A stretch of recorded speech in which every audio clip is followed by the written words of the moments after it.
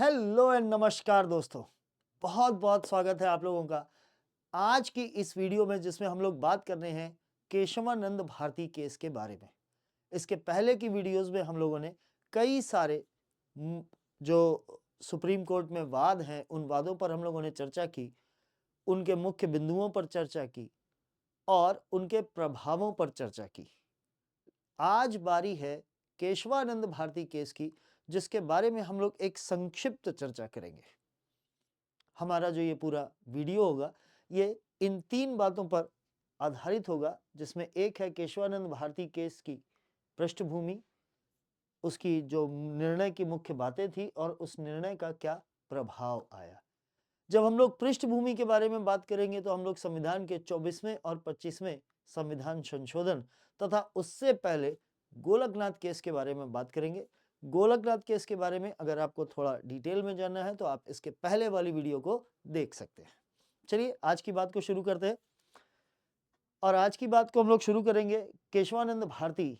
बहुत हम लोग जब पढ़ते हैं पॉलिटी और गवर्नेंस को पढ़ते हैं, राज व्यवस्था को पढ़ते हैं, तो बहुत बार हम लोगों के सामने ये जिक्र आता है कि केशवानंद भारती केस ने ऐसा किया वैसा किया, इसने दिशा को बदल दिया, दशा को बदल दिया, संविधान की रक्षा कर दी, संसद की शक्तियों को, अपरिमित शक्तियों को परिमित कर दिया। इस तरीके की बहुत सारी बातें हम लोग पढ़ते हैं, सुनते हैं।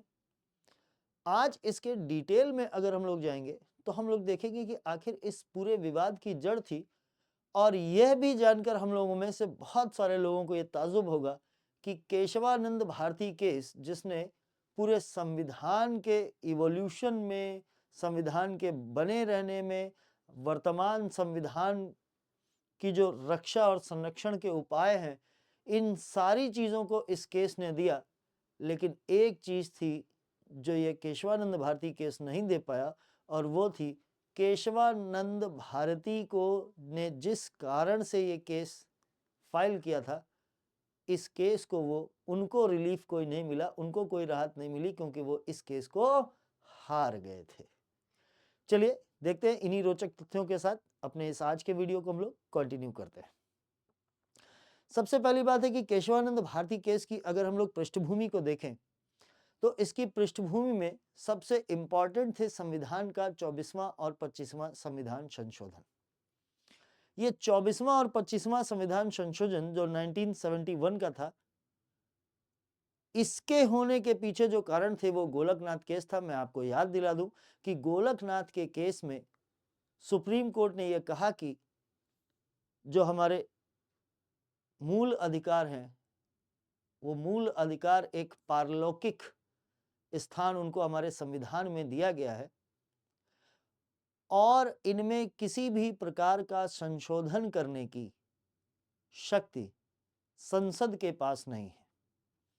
अनुच्छेद 368 से संसद को एक विधायी शक्ति प्राप्त होती है, और अनुच्छेद 368 के अंतर्गत किए गए किसी भी परिवर्तन, संशोधन, संविधान संशोधन को विधि की परिभाषा जो अनुच्छेद 13(2) में दी गई है उसके अंतर्गत ही मानना चाहिए। अर्थात मूल अधिकारों के भाग में संशोधन करने की शक्ति संविधान के पास नहीं है, संसद के पास नहीं है। जब संसद की शक्ति को सुप्रीम कोर्ट ने लिमिट किया और कहा कि आप किसी भी दशा में, आपके पास पूरे संवैधानिक रचना को देखें, इसकी मूल भावना को देखें, तो आपके पास मूल अधिकारों में संशोधन करने की कोई भी शक्ति प्राप्त नहीं होती है। संसद को इस बात से थोड़ी सी ठेस पहुंची। इसके बाद एक आरसी कूपर का केस आया। उस आरसी कूपर के केस ने भी संपत्ति के अधिग्रहण के मामले में संसद की जो शक्ति है उस शक्ति को थोड़ी ठेस पहुंचाई, और जैसे ही यह ठेस लगी, तुरंत ही 1971 में इंदिरा गांधी सरकार ने यह तय किया कि चलिए हमारे पास संविधान में वर्तमान संवैधानिक प्रावधानों के अधीन संसद के पास मूल अधिकारों में संशोधन करने की शक्ति नहीं है, तो चलिए इस शक्ति को ले लेते। सरकार के खिलाफ जितने भी मुकदमे चल रहे थे उन सभी मुकदमों में सबसे बड़ा और सबसे इम्पॉर्टेंट मुद्दा था जो सरकार के द्वारा बनाए गए, विभिन्न राज्य सरकारों के द्वारा बनाए गए भूमि सुधार कानून थे। उन भूमि सुधार कानूनों को संपत्ति के मूल अधिकार के आधार पर बहुत सारी जगह पर चैलेंज किया गया। चौतरफा घिरी हुई सरकार ने इस बात का फैसला किया कि आज इस समस्या का समाधान करते हैं। 1971 में उसने 24वां संविधान संशोधन लेकर के आई और इस 24वें संविधान संशोधन में सबसे पहले तो उसने आर्टिकल 13 और आर्टिकल 368 में परिवर्तन किए। आर्टिकल 13(2) कहता है कि संसद राज्य ऐसा कोई भी कानून नहीं बनाएगा जो मूल अधिकारों के असंगत है, उन्हें न्यून करता है या उनका उल्लंघन करता है, उनके प्रभाव को समाप्त करता है, और ऐसी कोई विधि नहीं बनाएगा। और सुप्रीम कोर्ट ने गोलकनाथ के केस में विधि की इस परिभाषा में संविधान संशोधन को भी शामिल कर दिया। यानी कि संसद अब संविधान संशोधन के द्वारा भी मूल अधिकारों में कोई नकारात्मक परिवर्तन नहीं कर सकती। तो सबसे पहली चोट यहीं पर की और आर्टिकल 13(4) को हमारे संविधान में ऐड किया गया, जिसमें लिखा गया कि अनुच्छेद 368 की शक्ति का इस्तेमाल करते हुए कोई भी संशोधन अगर यहाँ पर किया जाता है जिससे मूल अधिकारों पर कोई प्रभाव पड़ता है तो ऐसी विधि को विधि की परिभाषा में माना ही नहीं जाएगा। सबसे पहले तो संविधान संशोधनों के द्वारा संविधान में संशोधन करने की शक्ति को उसने बड़ा किया, इतना बड़ा किया कि वो मूल अधिकारों में भी संशोधन कर सके। तो गोलकनाथ केस का पहला प्रभाव उसने यहीं पर नष्ट किया। दूसरा, बहुत बार ये प्रश्न किया जाता था कि अनुच्छेद 368 में संविधान संशोधन की केवल प्रक्रिया दी हुई है, ना कि शक्ति दी हुई है। तो संसद के पास प्रक्रिया तो है लेकिन शक्ति नहीं है। इस बात का भी इंदिरा गांधी सरकार ने पटाक्षेप किया और अनुच्छेद 368 के टाइटल में परिवर्तन किया और कहा कि संविधान संशोधन की संसद की शक्ति एवं प्रक्रिया, यानी संसद के पास शक्ति भी है और प्रक्रिया भी है। उसी शक्ति और प्रक्रिया का इस्तेमाल करके हमने संविधान में आर्टिकल 13(4) को जोड़ दिया, जो कहता है कि संविधान संशोधन अनुच्छेद 13(3) के अंतर्गत विधि की परिभाषा में नहीं आएंगे। यानी कि अब पूरी तरीके से संसद स्वतंत्र है कि वो परिवर्तन कर सकती है। दूसरा, जो सबसे गहरा मुद्दा था कि बार बार उसके भूमि सुधार कानूनों को, राज्य की सरकारों के भूमि सुधार कानूनों को बार बार चैलेंज किया जाता था कोर्ट में, तो इस बात का भी 25वें संविधान संशोधन के द्वारा उसने क्या किया, पटाक्षेप किया और कहा कि अनुच्छेद 39(b) तथा (c) जो कि संपत्ति के एक समतापूर्ण बंटवारे की बात करते हैं और संपत्ति के संकेंद्रण को कुछ हाथों में होने से रोकने की बात करते हैं, उसने कहा कि अगर इन सामाजिक उद्देश्यों को, सामूहिक उद्देश्यों को प्राप्त करने के लिए अनुच्छेद 14, अनुच्छेद 19 तथा अनुच्छेद 31 के तहत, जिसमें कि संपत्ति का अधिकार था, इसके तहत प्रदत्त अधिकारों का उल्लंघन अनुच्छेद 39(b) एवं 39(c) के लिए किया जा सकता है। इस प्रकार 25वें संविधान संशोधन ने एक वो भूमि बना दी, एक वो प्लेटफॉर्म तैयार किया कि संसद सर्वशक्तिमान है, वो जब चाहे तब संविधान में संशोधन कर सकती है और सार्वजनिक उद्देश्यों की प्राप्ति के लिए व्यक्तिगत अधिकार जो कि अनुच्छेद 14, 19 तथा 31 में प्राप्त हैं, प्रदत्त हैं, उन अधिकारों का उल्लंघन किया जा सकता है। इसके बाद इस पृष्ठभूमि में संसद, जिसने अपनी बहुत सारी शक्तियां एक्वायर की संविधान में संशोधन करने की, इसी समय 1970 में केरला लैंड रिफॉर्म्स एक्ट पास हुआ और उसके अंतर्गत केशवानंद भारती, जो कि एक केरल के एक मठ के महंत थे और इस मठ की अदनीर महल मठ के ये महंत थे और इस मठ की कुछ भूमि इसके सदस्यों के पास भी थी, जिनमें से एक केशवानंद भारती भी थे। 1970 के केरला भूमि सुधार कानूनों के अंतर्गत इस मठ की कुछ भूमि को राज्य सरकार ने एक्वायर कर लिया। 25वें संविधान संशोधन के द्वारा संसद ने यह भी संशोधित किया कि अगर किसी की संपत्ति का अर्जन किया जा रहा है तो उसको जो कुछ भी क्षतिपूर्ति दी जानी है, जो भी कंपनसेशन दिया जाना है, वो कंपनसेशन संसद द्वारा तय किया जाएगा और इसमें न्यायालय का कोई हस्तक्षेप नहीं होगा।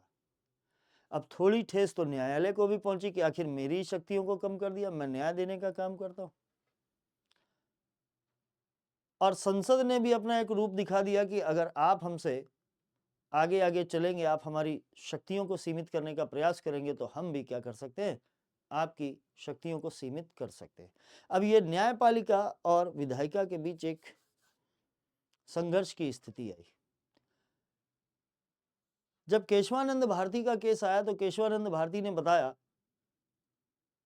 कि मेरे पास जो संपत्ति को रखने और उसको बनाए रखने का, धार्मिक संस्थाओं की संपत्ति को अर्जित ना किए जाने का जो अधिकार है, ये अधिकार हमारा अनुच्छेद 14, 19, 26 और 31 के अंतर्गत जो अधिकार प्राप्त है, इन अधिकारों पर रोक लगाते हुए, इन अधिकारों का हनन करते हुए राज्य सरकार ने मेरी कुछ भूमि का अधिग्रहण कर लिया है और हमें उचित मुआवजा भी उसके लिए, क्षतिपूर्ति या उचित मुआवजा भी नहीं मिला। तो प्रश्नगत ये हुआ कि जो संशोधन 24 तथा 25 हैं, जिन्होंने मूल अधिकारों को छोटा कर दिया, न्यून कर दिया, क्या संसद के पास ये शक्ति है, संशोधन की शक्ति के अंतर्गत क्या ये शक्ति है कि वो संविधान के किसी भी भाग में कुछ भी संशोधन कर सकती है, या संसद की जो ये संशोधन करने की शक्ति है, इस पर भी कोई नियम लागू होता है? न्यायालय के समक्ष कई सारे प्रश्न उभरे और इन्हीं प्रश्नों का इतना उचित, तार्किक और न्यायपूर्ण निर्णय दिया गया कि वो निर्णय भारतीय राजव्यवस्था के लिए एक मील का पत्थर साबित हो गया। इसमें जो प्रश्नगत मुद्दा था वो ये कि केशवानंद भारती ने कहा कि अनुच्छेद 32 के अंतर्गत वो सुप्रीम कोर्ट के पास गए, सर्वोच्च न्यायालय के पास गए और उन्होंने कहा कि अनुच्छेद 25, 26 के अंतर्गत मुझे धार्मिक मामलों के प्रबंधन का अधिकार है, अपने धर्म का प्रचार करने का अधिकार है। अनुच्छेद 14 मुझे समानता का अधिकार देता है, किसी के साथ भेदभाव नहीं हो सकता।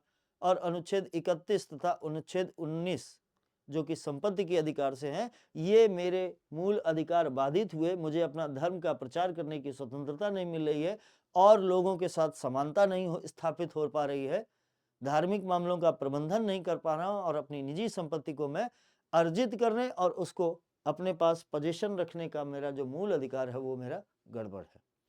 तो क्या संविधान की शक्तियां, क्या संसद की शक्तियां इतनी विशाल हैं कि वो संविधान के किसी भी भाग में कुछ भी परिवर्तन करने की शक्ति है? और दूसरी बात कि क्या संसद संविधान में संशोधन कर सकती है या नहीं कर सकती है? जब 1970 में ये केस आए, 1970 में ये लॉ आए, केरला लैंड रिफॉर्म्स एक्ट आया, केशवानंद भारती ने इस केस को फाइल किया सुप्रीम कोर्ट में। उसके बाद एक फिर नया संशोधन 1971 के 24वें तथा 25वें संविधान संशोधन को ध्यान में रखते हुए केरला सरकार ने एक बार पुनः अपने भूमि सुधार कानूनों में परिवर्तन किए। भूमि सुधार कानूनों में उन्होंने परिवर्तन किए और इन बातों को इन प्रश्नों के तहत देखा जाए। 24वें तथा 25वें संविधान संशोधन की संवैधानिकता पर प्रश्न आया कि क्या संसद के पास किसी भी भाग में संशोधन करने की असीमित शक्ति है? और क्या संविधान में संशोधन करने की शक्ति संसद के पास है भी या नहीं है? जब ये केस लेकर सुप्रीम कोर्ट में गए केशवानंद भारती, तो उनके व्यक्तिगत रूप से अगर देखा जाए तो उन्हें निराशा हाथ लगी, क्योंकि जिन केरला के भूमि सुधार कानूनों को इन आधारों पर उन्होंने चैलेंज किया था, चुनौती दी थी, सुप्रीम कोर्ट ने उन भूमि सुधार कानूनों को वैलिड माना।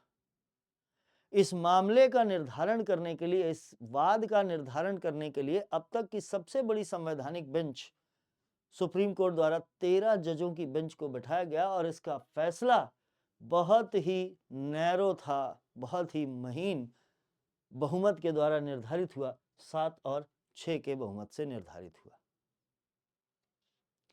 अगर एक भी जज इधर से उधर हो जाते तो शायद आज जिन मूल अधिकारों को हम लोग देख पा रहे हैं, जिस संवैधानिक सुरक्षा को हम लोग देख पा रहे हैं, जो संसद की संशोधन करने की सीमित शक्तियों को हम लोग देख पा रहे हैं, शायद ये हम लोगों को देखने को नहीं मिलता। इस फैसले का दूरगामी परिणाम हुआ और बहुत सारे क्षेत्रों में इसका परिणाम हुआ। आइए एक नजर देखते हैं कि आखिर इस फैसले में क्या क्या चीजों पर निर्णय दिया गया। सबसे पहली बात है कि अगर इसकी कुछ विशेषताओं को देखें तो 13 जजों की एक बहुत बड़ी बेंच बैठी और इस बेंच ने विभिन्न मामलों में इस बात को स्वीकार किया कि संसद के पास संविधान संशोधन करने की शक्ति है और यह शक्ति किसी भी भाग में संशोधन करने की शक्ति है, यानी कि संसद की संविधान संशोधन की जो शक्ति है वह बहुत विस्तृत है।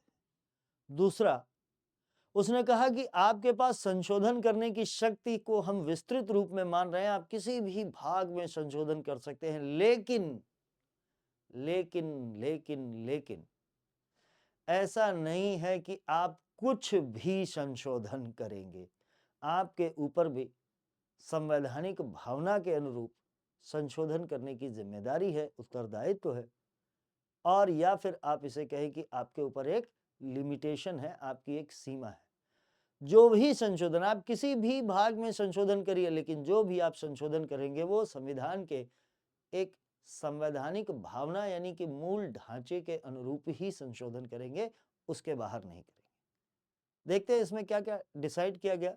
इसके मूल संरचना का सिद्धांत इसमें आया।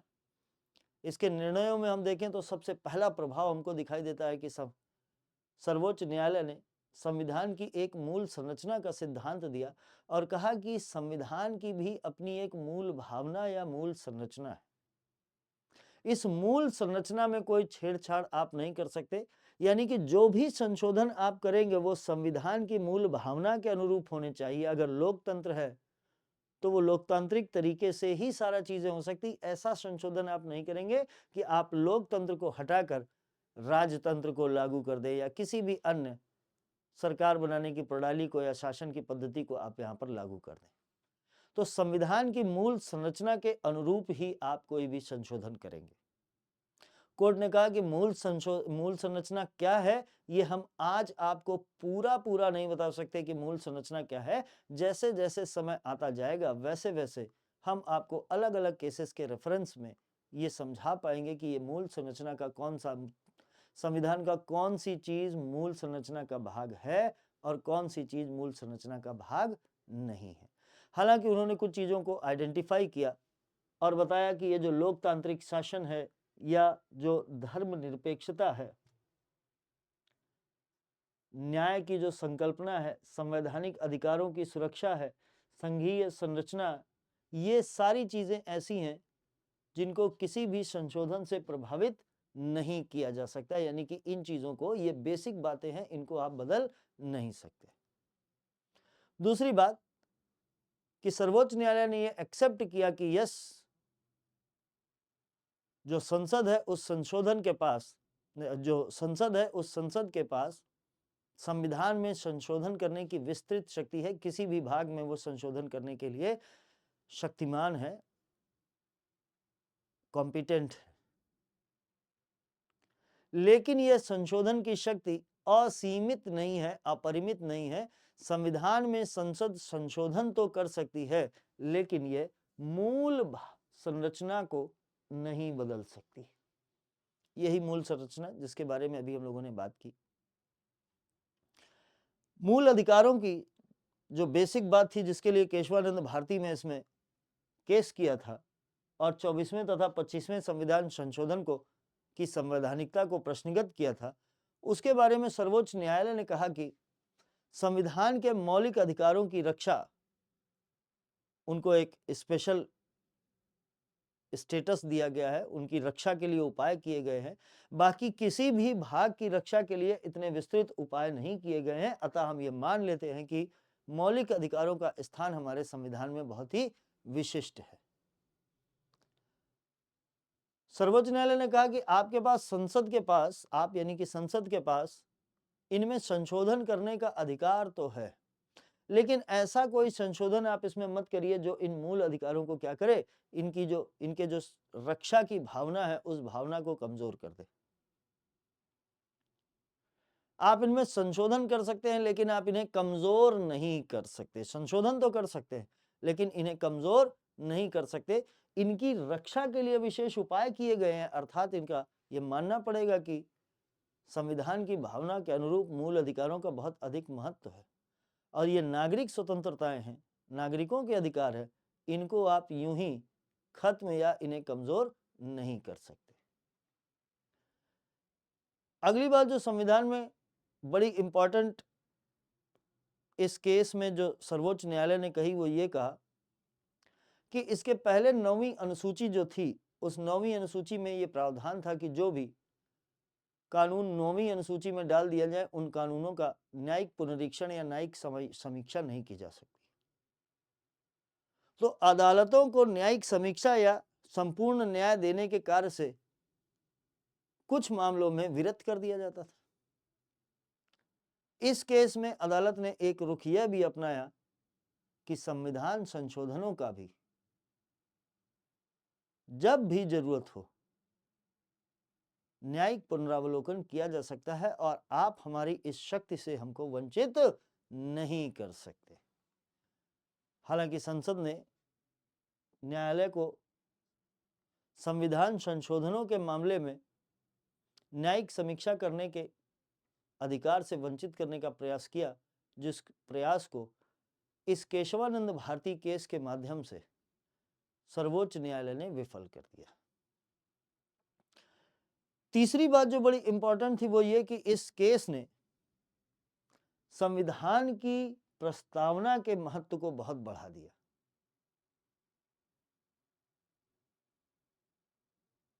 ये प्रस्तावना का महत्व जो कि बेरुबारी के केस में भी आया था, इस केशवानंद भारती केस में इस प्रस्तावना को संविधान के अभिन्न भाग के रूप में देखा गया और डिक्लेयर किया गया। ये घोषित किया अपने निर्णय में सर्वोच्च न्यायालय ने कि प्रस्तावना संविधान का एक अभिन्न भाग है और इस प्रस्तावना में भी जो शब्दों का इस्तेमाल हुआ है, प्रयोग हुआ है, इन शब्दों को भी, इनमें से बहुत सी बातें क्या हैं, हमारे संविधान के मूल ढांचे का भाग हैं और इन्हें भी संसद की किसी भी संविधान संशोधन शक्ति के द्वारा परिवर्तित नहीं किया जा सकता। ठीक। दूसरा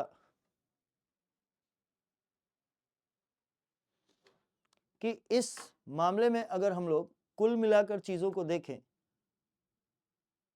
तो 3-4 चीजों पर बात हुई। एक ये कि 24वें तथा 25वें संविधान संशोधन की संवैधानिकता क्या है, संसद के पास शक्ति कितनी है, मूल अधिकारों का स्थान क्या है, मूल संरचना क्या है, संविधान में संशोधन करने की संसद की शक्ति क्या है, प्रस्तावना की स्थिति क्या है।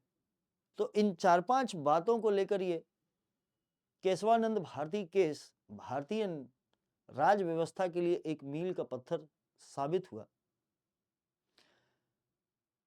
हालांकि फैक्ट ये भी है कि केशवानंद भारती को इस फैसले से कोई राहत नहीं मिली और वो ये केस हार गए।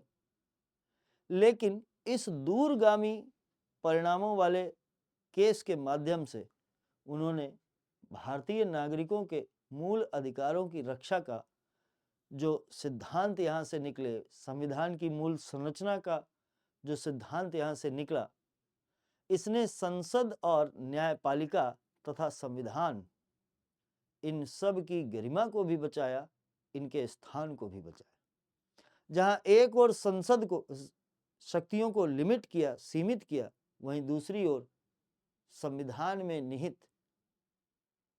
मूल्यों और उसके मूल संरचना के सिद्धांत को प्रतिपादित करके उसके मूल्यों की रक्षा की, उनका संरक्षण किया तथा न्यायपालिका एवं विधायिका के बीच जो संघर्ष की स्थिति थी, सर्वोच्चता का संघर्ष जो चल रहा था, वो संघर्ष भी समाप्त हो गया और एक संतुलन की स्थिति प्राप्त हुई।